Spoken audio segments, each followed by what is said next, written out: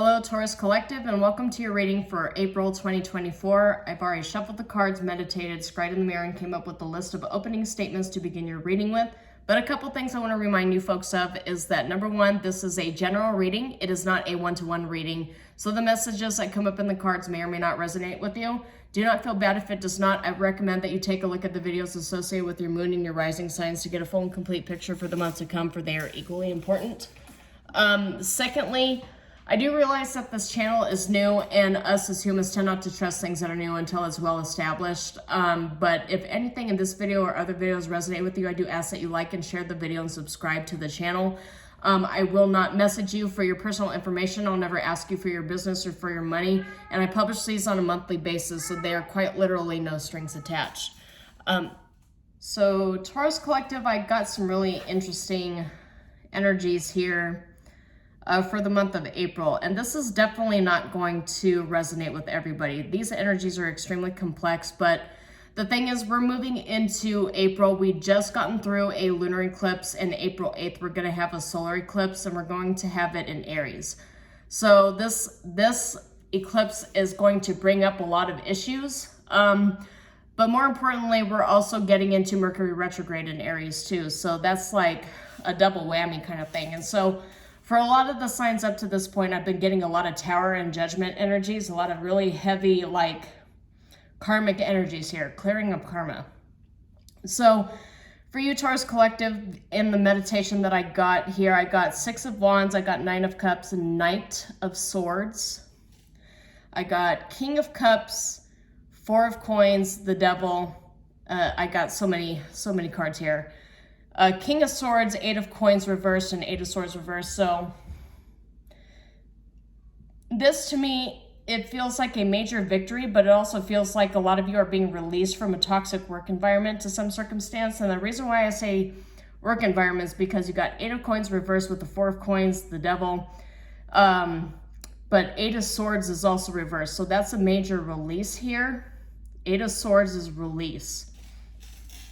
It could just be something psychological, right? Because swords are also representative of psychological issues such as anxiety and pressure and stress.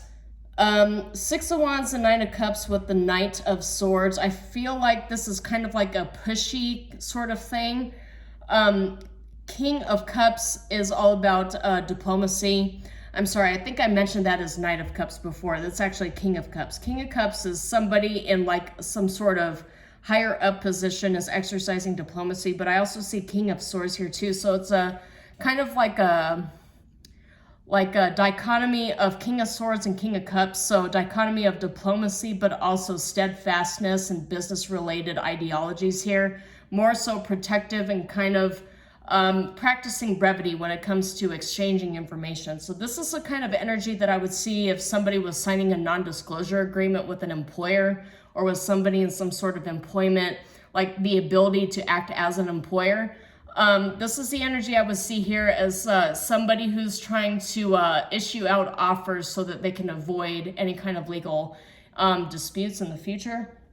I would see this energy between labor disputes as well, like ironing out some sort of agreement and ratifying it. Otherwise, somebody might end up, like people might end up voting to go on strike.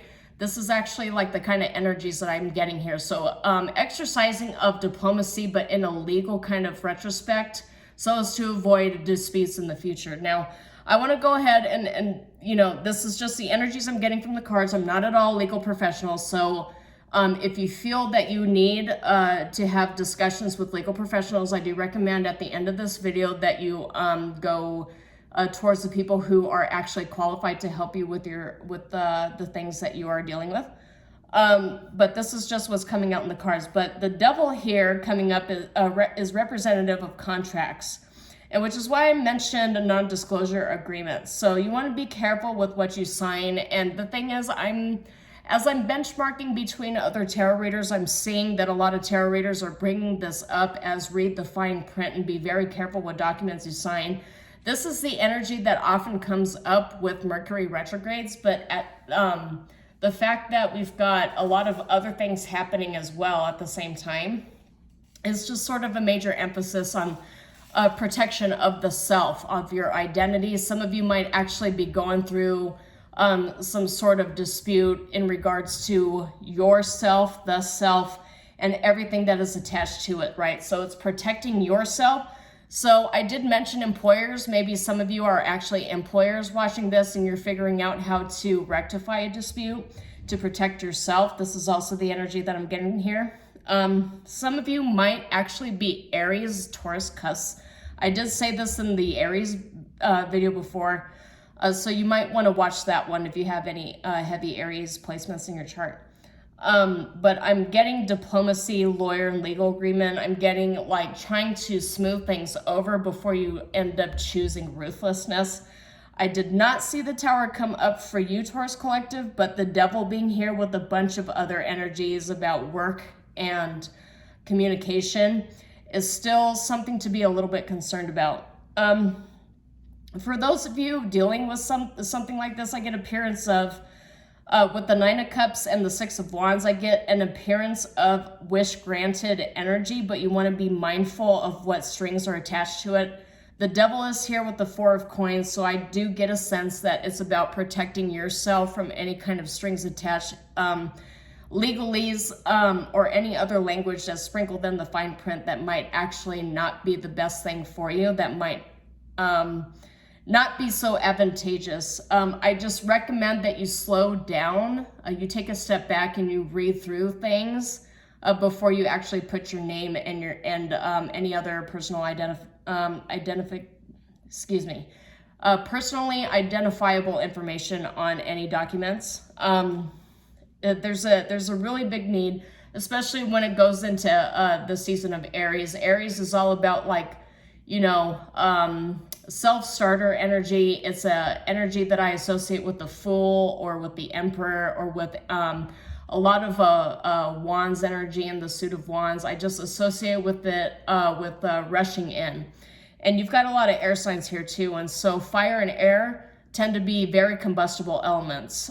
It could be explosive if you are not cautious. So there is a need for you to ground yourself here in the reality of the situation and to move slowly and to do research and to just sort of meditate on what you're being presented with before you actually sign the documents, because with the Devil here, there's absolutely a risk of signing something you did not intend to sign, agreeing to something that you didn't actually want. So just be cautious of that, Taurus Collective. So very interesting energies. I wish I could say that, I wish I could say that it was just you, but it really is not. These are the energies that I've gotten for all the fire signs. All the fire signs, I ended up getting Tower energies. It makes sense considering that all of this is happening during Aries season. But what I'm starting to get for a lot of the other earth energies is judgment. So I'm wondering if there's some sort of theme here with massive upheavals going on between all the signs. Eclipse seasons tend to be very clearing in terms of karmic debt. And I did mention, if you haven't already looked at my prediction videos, I mentioned that eclipse seasons and 2024 being the year of the number 8, it reduces to the number 8, representative of the 8th house, which is a house of sudden losses and sudden gains, but it's a house of death, it's a house of scandal, it's a house of really a lot of issues coming to the fore, all issues pertaining to, that's too many cards, but you see the Devil came out here too. So the thing is, the 2024, especially as we start getting into the new energetic year, the new solar year, which begins with the Aries sign, we're all really going to feel the start of the new zodiac year. So, but this being a year of karmic cleansing, a lot of secrets are going to come to the fore, a lot of issues, some having to deal with finances, some having to deal with secret partnerships, things that have been kind of kept out of line of sight, are like on a global level, it's going to end up coming up. For you specifically, Taurus Collective, it might end up with just business agreements. So there's a very heavy emphasis on business agreements and a need to pay attention to fine detail, because what may have the appearance of a wish granted and you're getting all the things that you want is going to come with very heavy strings attached if you're not careful. And they're wanting me to mention the Ace of Coins reversed here. Okay, I'll take those. All right, we've got a Nine of Pentacles here too. This is actually more than what I've taken. Nine of Pentacles, Two of Pentacles. I'll just go ahead and mention all these. So I'll mention King of Wands is in the upright. That's a card commonly associated with entrepreneurs and business owners, but you've got an Ace of Swords reversed here too, so there's some sort of confusion. Eight of Pentacles is in the reverse, and Nine of Pentacles is in the reverse. So there's a possibility for those of you who are not employers, but who are actually employed and dealing with contractual issues. There's a possibility of some sort of monetary loss here, or a language that is not super beneficial to you monetarily.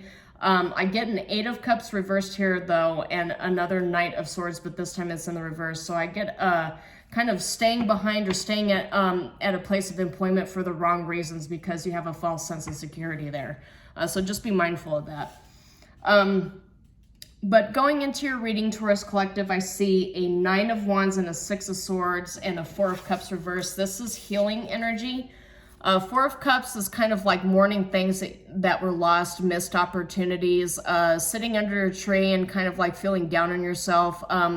This is the card that also comes before a Five of Cups. So this is just kind of like staring at the ceiling and wondering what could have been kind of energy here. But you also have Six of Swords, which is moving into calmer waters after a period of strife. And period of strife is in the upright position, you've got Nine of Wands. So that's a wounded warrior kind of mindset here. And as I mentioned in every reading, every deck gives me different energies. And this in particular, this deck, specifically this card, is hiding and running from what you view as a threat or enemies. Just kind of like living to fight another day. That's in the upright. But in the reverse, in particular, this is kind of healing energy. This is like you got away. So this is the energy that I get like if you just narrowly escaped a tower event. Or there was going to be something that bubbled to the surface. There was some kind of fight or storm brewing, but you just narrowly escaped it and you healed from it. This is kind of the energy that I'm getting here. So that might resonate with what I just mentioned from what I gotten for meditation, but just keep that in mind because we got Six of Swords, which is about moving into calmer waters.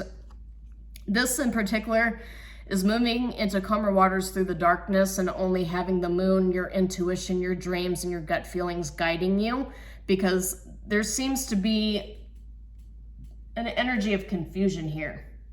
You know how I mentioned that something might look like a Six of Wands and a Nine of Cups? It looks like a victory and a wish granted, but it really does not feel like that. And so I get for some of you, you kind of sense that, your intuition, you sense that a little bit, and so you're turning it down to go on your own path, and you don't have anything but the moon and your intuition and your gut feelings to guide you here.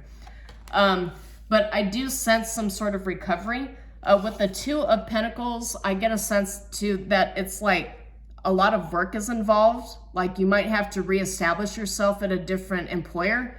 Those of you who might end up leaving, if you sign like a release or a severance, it'll take a lot of work to rebalance yourself to actually get into a new position of employment. Those of you who might have, Spirit is telling me to mention security clearances, so maybe that might actually resonate with some of you. So maybe you're having something, you've got like a position that requires you to have a secret or top secret security clearance, something to that effect, or there's some sort of confidentiality here, because we did see a lot of swords here, a lot of negotiations and contractual issues. So the things that are commonly associated with secret security clearances can also be associated with the energies that just came up. The Devil energy is not always representative of, a contract that's bad and does not go in your favor. A lot of it is like, if there's any sort of breach of contract, there's dire consequences. So that's just kind of the other energy that I'm getting here. But the thing is, Two of Pentacles, I also get Nine of Pentacles here too. So I do get a sense that like with these two Pentacle cards, this is representative of Earth energies, and Taurus, you being an Earth energy. Some of you might also either be associated with the Virgo, or you might have heavy Virgo in your chart. With the Devil energy, you might have Capricorn as well. So check those videos out. But I'm really sensing that this is for your better good. That this is for your own good. Sorry, this is for your own good. You've got, not only is she standing here with the, you know, the trappings of wealth, but she's also next to a falcon. She's next to grapes and all of these records here. So very accomplished. If you put in the hard work, if you juggle, if you really just like push it out and go and really trust yourself, trust your work ethic, your knowledge, your inner wisdom, because we mentioned like the only thing you have to guide you here is the moon, your intuition and your gut feeling. But the universe is telling me to impart the knowledge upon you that you have everything that you need to move forward into these calmer waters, into new pastures. You obviously don't see the path forward here. You don't see how the outcome is going to unfold, but there's a really heavy emphasis here on you needing to trust yourself. That you actually know the way forward. So these cards, I'll mention it. These cards right now, they're Oracle cards. They're from the Citadel deck. You can find that on Amazon, and you can find this Pulp Tarot deck on Amazon as well if you're interested in further research. But the Pilgrim here, for these readings, for this specifically, I'm only reading these in the upright unless Spirit tells me to do otherwise. But I see the Pilgrim here, and that's got that Hermit energy. It's the lantern and guiding light. And that's exactly what the Six of Swords here is too. You can only see about 5 feet in front of you, but something inside you tells you to keep pressing forward. So I just get a sense that, yeah, a lot of you guys are gonna know what that means. So let me go ahead and draw a couple Oracle cards to close out this reading, Taurus Collective. What does the Taurus Collective need to know?